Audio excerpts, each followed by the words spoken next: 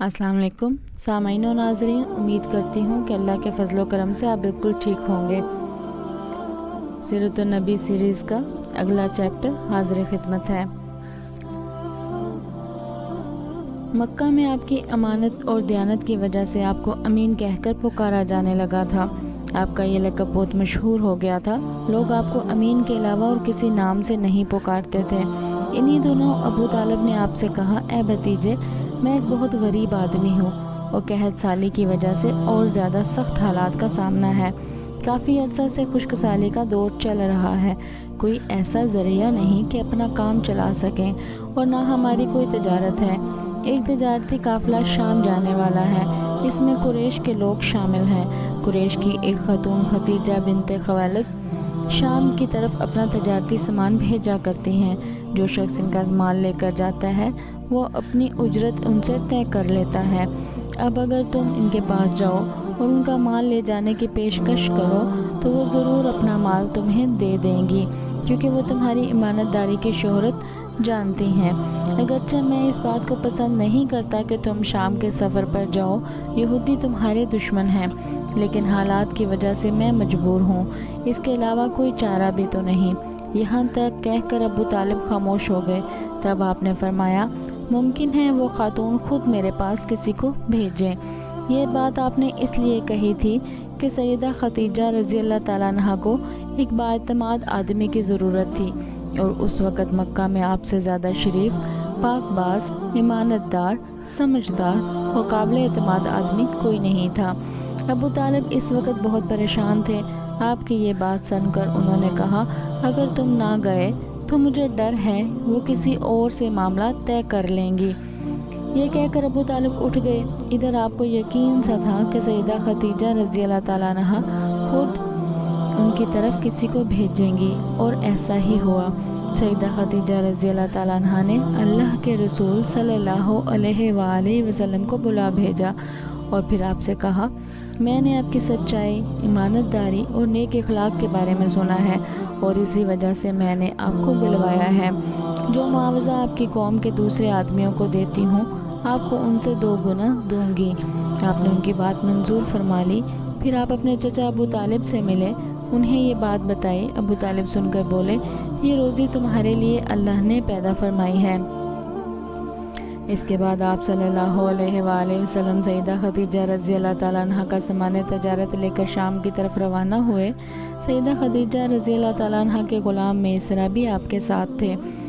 रवानगी के वक्त हज़रत खतीजा रज़ी अल्लाह ताला अन्हा ने मेसरा से कहा, किसी मामले में इनकी नाफरमानी ना करना, जो ये कहें वही करना, इनकी राय से इख्तलाफ ना करना। आप सल्लल्लाहु अलैहि वसल्लम के सब चचाओं ने काफ़िले वालों से आपकी खबरगिरी रखने की दरख्वास्त की। इसकी वजह यह भी थी कि ज़िम्मेदारी के लिहाज से आप सल्लल्लाहु अलैहि वसल्लम का पहला तजारती सफ़र था। गोया आप सल्लल्लाहु अलैहि वसल्लम इस काम में बिल्कुल नए थे। इधर आप रवाना हुए, उधर आप सल्लल्लाहु अलैहि वसल्लम का मोजज़ा शुरू हो गया। एक बदली ने आप सल्लल्लाहु अलैहि वसल्लम के ऊपर साया कर लिया। आप सल्लल्लाहु अलैहि वसल्लम के साथ साथ चलने लगी। जब आप सल्लल्लाहु अलैहि वसल्लम शाम पहुँचे तो बसरा शहर के बाहर बाज़ार में एक दरख्त के साए में उतरे। ये दरख्त एक ईसाई राहब नस्तूरा की खानका के सामने था। इस राहब ने मेसरा को देखा तो खानका से निकल आया। इस वक्त इसने आप सल्लल्लाहु अलैहि वसल्लम को देखा। आप सल्लल्लाहु अलैहि वसल्लम दरख्त के नीचे ठहरे हुए थे। इसने मेसरा से पूछा, ये कौन शख्स है जो इस दरख्त के नीचे मौजूद है? मेसरा ने कहा, ये एक कुरैशी शख्स हैं, हरम वालों में से हैं। ये सुनकर राहब ने कहा, इस दरख्त के नीचे नबी के सिवा कभी कोई आदमी नहीं बैठा। मतलब ये था कि इस दरख्त के नीचे आज तक कोई शख्स नहीं बैठा। अल्लाह ताला ने इस दरख्त को हमेशा इससे बचाया है कि इसके नीचे नबी के सिवा कोई दूसरा शख्स बैठे। इसके बाद इसने मेसरा से पूछा, क्या इनकी आंखों में सुर्खी है? मेसरा ने जवाब दिया, हाँ बिल्कुल है, और ये सुर्खी इनकी आंखों में मुस्तकिल रहती है। अब नस्तूरा ने कहा, ये वही हैं। मेसरा ने हैरान होकर इसकी तरफ देखा और बोले, क्या मतलब ये वही हैं? कौन वही? ये आखिरी पैगंबर हैं। काश मैं वो ज़माना पा सकता जब इन्हें ज़हूर का हुक्म मिलेगा, यानी जब इन्हें नबूवत मिलेगी। اس کے بعد وہ چپکے سے آپ صلی اللہ علیہ وآلہ وسلم کے پاس پہنچا۔ پہلے تو اس نے آپ صلی اللہ علیہ وآلہ وسلم کو سر کو بوسہ دیا، پھر آپ صلی اللہ علیہ وآلہ وسلم کے قدموں کو بوسہ دیا اور بولا، میں آپ صلی اللہ علیہ وآلہ وسلم پر ایمان لاتا ہوں اور گواہی دیتا ہوں کہ آپ صلی اللہ علیہ وآلہ وسلم وہی ہیں جن کا ذکر اللہ تعالیٰ نے تورات میں فرمایا ہے۔ اس کے بعد نستورہ نے کہا، اے محمد صلی اللہ علیہ وآلہ وسلم، میں نے آپ صلی اللہ علیہ وآلہ وسلم میں وہ تمام نشانیاں دیکھ لی ہیں جو پرانی کتابوں میں آپ صلی اللہ علیہ وآلہ وسلم کی نبوت کی علامتوں کے طور پر درج ہیں۔ صرف ایک نشانی باقی ہے، اس لیے آپ صلی اللہ علیہ وآلہ وسلم ذرا اپنے کندھے سے کپڑا ہٹائیں۔ آپ صلی اللہ علیہ وآلہ وسلم نے اپنے شانہ مبارک سے کپڑا ہٹا دیا۔ تب نستورہ نے وہاں مہر نبوت کو جگمگاتے دیکھا۔ وہ فوراً مہر نبوت کو چومنے کے لیے جھک گیا، پھر بولا، میں گواہی دیتا ہوں کہ اللہ تعالیٰ کے سوا کوئی عبادت کے لائق نہیں، اور میں گواہی دیتا ہوں کہ آپ صلی اللہ علیہ وآلہ وسلم اللہ تعالیٰ کے پیغمبر ہیں۔ آپ صلی اللہ علیہ وآلہ وسلم کے بارے میں حضرت عیسیٰ ابن مریم علیہ السلام نے خوشخبری دی تھی، اور انہوں نے کہا تھا، میرے بعد اس درخت کے نیچے کوئی نہیں بیٹھے گا سوائے اس پیغمبر کے جو امی یعنی ان پڑھ، ہاشمی، عربی اور مکی یعنی مکہ کے رہنے والے ہوں گے۔ قیامت میں حوض کوثر اور شفاعت والے ہوں گے۔ اس واقعے کے بعد آپ صلی اللہ علیہ وآلہ وسلم بصرہ کے بازار تشریف لے گئے۔ وہاں آپ صلی اللہ علیہ وآلہ وسلم نے مال فروخت کیا جو ساتھ لائے تھے اور کچھ چیزیں خریدی۔ اس خرید و فروخت کے دوران ایک شخص آپ صلی اللہ علیہ وآلہ وسلم سے جھگڑ پڑا اور بولا، لات اور عزا کی قسم کھاؤ۔ آپ صلی اللہ علیہ وآلہ وسلم نے فرمایا، میں نے ان بتوں کے نام پر کبھی قسم نہیں کھائی۔ آپ صلی اللہ علیہ وآلہ وسلم کا یہ جملہ سن کر وہ شخص چونک اٹھا، شاید وہ گزشتہ آسمانی کتاب کا کوئی عالم تھا اور اس نے آپ کو پہچان لیا تھا، چنانچہ بولا، آپ ٹھیک کہتے ہیں۔ اس کے بعد اس نے میسرہ سے علیحدگی میں ملاقات کی اور کہنے لگا، میسرہ، یہ نبی ہیں، قسم ہے اس ذات کے جس کے ہاتھ میں میری جان ہے، یہ وہی ہیں جن کا ذکر ہمارے راہب اپنی کتابوں میں پاتے ہیں۔ میسرہ نے اس بات کو ذہن نشین کر لیا۔ راستے میں ایک اور واقعہ پیش آیا۔ سیدہ ختیجہ رضی اللہ تعالیٰ عنہ کے 2 اونٹ بہت زیادہ تھک گئے اور چلنے کے قابل نہ رہے۔ ان کی وجہ سے میسرہ قافلے کے پیچھے رہ گیا۔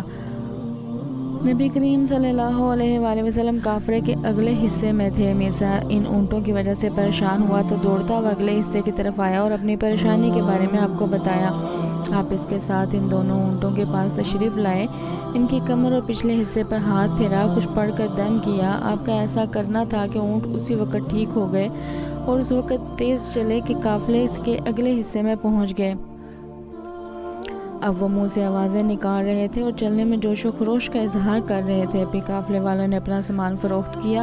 اس بار انہیں اتنا نفع ہوا کہ پہلے کبھی بھی نہیں ہوا تھا۔ چنانچہ میسرہ نے آپ سے کہا، اے محمد، ہم سالہ سال سے سیدہ ختیجہ کے لیے تجارت کر رہے ہیں، مگر اتنا زبردست نفع ہمیں کبھی نہیں ہوا جتنا اس بار ہوا ہے۔ آخر قافلہ واپس مکہ کی طرف روانہ ہوا۔ میسرہ نے اس دوران صاف طور پر یہ بات دیکھی کہ جب گرمی کا وقت ہوتا تھا اور نبی کریم صلی اللہ علیہ وآلہ وسلم اپنے اونٹ پر ہوتے تھے تو 2 فرشتے دھوپ سے بچانے کے لیے آپ پر سایہ کیے رہتے تھے۔ ان تمام باتوں کی وجہ سے میسرہ کے دل میں آپ کی محبت گھر کر گئی اور یوں لگنے لگا جیسے وہ آپ کا غلام ہو۔ آپ صلی اللہ علیہ وآلہ وسلم دوپہر کے وقت مکہ میں داخل ہوئے۔ آپ باقی قافلہ سے پہلے پہنچ گئے تھے۔ آپ سیدھے سیدہ ختیجہ رضی اللہ تعالیٰ عنہ کے گھر پہنچے۔ وہ اس وقت چند عورتوں کے ساتھ بیٹھی تھی۔ انہوں نے دور سے آپ کو دیکھ لیا۔ آپ اونٹ پر سوار تھے اور 2 فرشتے آپ پر سایہ کیے ہوئے تھے۔ حضرت ختیجہ رضی اللہ تعالیٰ عنہ نے یہ منظر دوسری عورتوں کو بھی دکھایا۔ وہ سب بہت حیران ہوئیں۔ اب آپ صلی اللہ علیہ وآلہ وسلم نے حضرت ختیجہ رضی اللہ تعالیٰ عنہ کو تجارت کے حالات سنائے، منافع کے بارے میں بتایا۔ اس مرتبہ پہلے کی نسبت 2 گنا منافع ہوا تھا۔ حضرت ختیجہ رضی اللہ تعالیٰ عنہ نے بہت خوش ہو کر کہا، میسرہ کہاں ہیں؟ آپ نے بتایا وہ بھی پیچھے ہیں۔ یہ سن کر سیدہ نے کہا، آپ فوراً اس کے پاس جائیے، اسے جلد از جلد میرے پاس لائیے۔ آپ واپس روانہ ہوئے۔ حضرت ختیجہ رضی اللہ تعالیٰ عنہ نے دراصل آپ کو اس لیے بھیجا تھا کہ وہ پھر سے وہی منظر دیکھنا چاہتی تھی، جاننا چاہتی تھی کیا اب بھی فرشتے ان پر سایہ کرتے ہیں یا نہیں۔ جو ہی آپ روانہ ہوئے، یہ اپنے مکان کے چھت کے اوپر چڑھ گئیں اور وہاں آپ کو دیکھنے لگیں۔ آپ کی شان اب بھی وہی نظر آئی۔ اب انہیں یقین ہو گیا کہ ان کی آنکھوں نے دھوکہ نہیں کھایا تھا۔ کچھ دیر بعد آپ صلی اللہ علیہ وآلہ وسلم میسرہ کے ساتھ ان کے پاس پہنچ گئے۔ حضرت خدیجہ رضی اللہ تعالیٰ نے میسرہ سے کہا، میں نے ان پر 2 فرشتوں کو سایہ کرتے ہوئے دیکھا ہے، کیا تم نے بھی کوئی ایسا منظر دیکھا ہے؟ جواب میں میسرہ نے کہا، میں تو یہ منظر اس وقت سے دیکھ رہا ہوں جب قافلہ یہاں سے شام جانے کے لیے روانہ ہوا تھا۔ اس کے بعد میسرہ نے نستورہ سے ملاقات کا حال سنایا۔ دوسرے آدمی نے جو کہا تھا وہ بھی بتایا، جس نے لات اور عزیٰ کی قسم کھانے کے لیے کہا تھا۔ پھر اونٹوں والا واقعہ بتایا۔ یہ تمام باتیں سننے کے بعد سیدہ خدیجہ رضی اللہ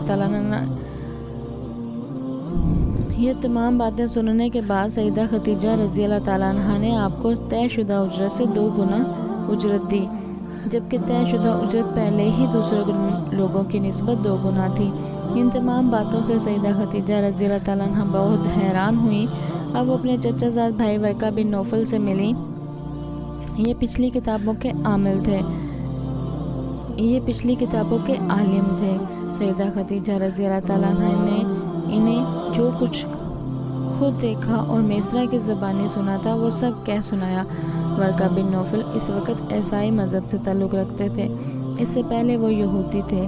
سیدہ خدیجہ رضی اللہ تعالیٰ عنہا کی باتیں سن کر ورقہ بن نوفل نے کہا، خدیجہ اگر یہ باتیں سچ ہیں تو سمجھ لو محمد اس امت کے نبی ہیں۔ جی تو ناظرین و سامعین، مجھے امید ہے کہ آج کی یہ ویڈیو آپ کو کافی انفارمیٹیو لگی ہوگی اور پسند آئی ہوگی۔ اگر ویڈیو میں آپ کو کچھ بھی اچھا لگا ہو تو پھر اپنی پسندیدگی کا اظہار اس ویڈیو کو لائک کر کے اور شیئر کر کے ضرور کیجیے گا۔ آپ اپنی رائے کا اظہار کامنٹ باکس میں بھی کر سکتے ہیں۔ مزید اس طرح کے ویڈیوز کے لیے آپ ہمارے چینل کو ضرور سبسکرائب کیجیے۔ چینل کو سبسکرائب کرنے کے بعد بیل کے آئیکن پر بھی ضرور کلک کیجیے تاکہ ہر نئی آنے والی ویڈیو کا نوٹیفیکیشن آپ کو سب سے پہلے مل سکے۔ میرا نام ہے سائمہ اور آپ دیکھ رہے ہیں سیمکاز اسلامک سٹوریز۔ ملتی ہوں آپ سے ایک نئی انٹرسٹنگ ویڈیو میں، تب تک کے لیے اپنا بہت سا خیال رکھیے گا۔ Thanks for watching. اللہ حافظ۔